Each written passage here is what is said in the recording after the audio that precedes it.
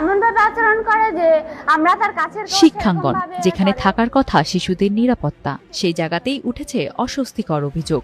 এক শিক্ষকের বিরুদ্ধে ছাত্রীদের সঙ্গে অশুভ আচরণ, অনাকাঙ্ক্ষিত স্পর্শ ও মানসিক হয়রানির অভিযোগ উঠেছে। ক্লাসরুমেই নাকি সীমা লঙ্ঘন, প্রতিবাদ করলেই মিলেছে হুমকি, এমন অভিযোগ রয়েছে অনেক শিক্ষার্থীর।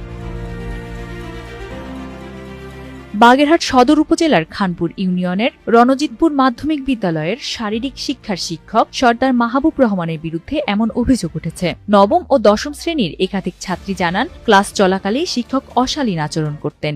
মাহবুব স্যার তিনি শিক্ষার্থীদের সাথে ছবি তোলেন, টিপ সরায় দেয়, তারপরে উন্না ধরে টান মারে, সবার হাত ধরে, ক্লাস করানোর সময় অনেক সময় চোখ মারে। তার চোখের দিকে যদি কেউ তাকালে বলবে আমি তোমার মনটা নিয়ে নিস, তোমার মনটা আমি আর কখনো দিতে পারবো না। সিনিয়র আপুদের সাথেও তিনি এরকম ধরনের কাজ করেছেন। পড়া পারলে অপমান করে, না পারলে অপমান করে। অভিভাবকদের অভিযোগ, দীর্ঘদিন ধরেই এমন আচরণ করে আসছেন ওই শিক্ষক। বিষয়টি জানার পর কেউ কেউ মেয়েকে অন্য স্কুলে ভর্তি করিয়েছেন। এছাড়া ছাত্রীদের পাশ করিয়ে দেওয়ার প্রলোভন দেখিয়ে বাইরে যাওয়ার প্রস্তাব দেওয়ার অভিযোগ রয়েছে। অন্যদিকে বিদ্যালয়টির প্রধান শিক্ষক দীপক দাস বলেন, অভিযুক্ত শিক্ষককে একাধিকবার বোঝানো হলেও একই কাজ করেছেন বারংবার। ছেলে মেয়েদের বিভিন্ন অভিযোগের প্রেক্ষিতে তাকে ডেকে আলাদাভাবে তাকে বিভিন্নভাবে বলেছি, কিন্তু আসলে দুদিন পরে আবার সেটা ভুলে যায়। তারপরে আমি নিতান্ত ভাবে আর নিরুপায়, আমার বিরুদ্ধে বিভিন্ন রকম অভিযোগ সে বিভিন্ন জায়গায় দিয়েছে।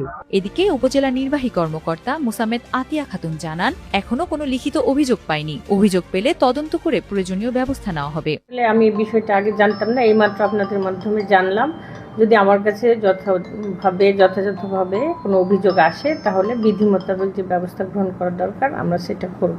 জেলা শিক্ষা কর্মকর্তা মোহাম্মদ সাদিকুল ইসলাম জানান, কিছু আপত্তিকর বিষয় আমাদের নজরে এসেছে। অভিযোগের সত্যতা পেলে আইনগত ব্যবস্থা নেওয়া হবে।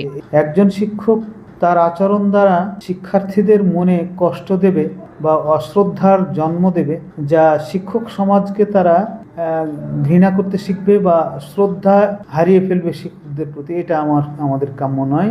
তার বিরুদ্ধে তদন্ত করে যদি সত্যতা পাওয়া যায় তাহলে নীতিমালা বা নীতি অনুযায়ী তার বিরুদ্ধে ব্যবস্থা গ্রহণের জন্য আমি গভর্নিং বডি, উপজেলা প্রশাসনে যারা আছেন, সুষ্ঠু ব্যবস্থা বা বিহিত গ্রহণের জন্য আমি আহ্বান রাখছি সকলকে।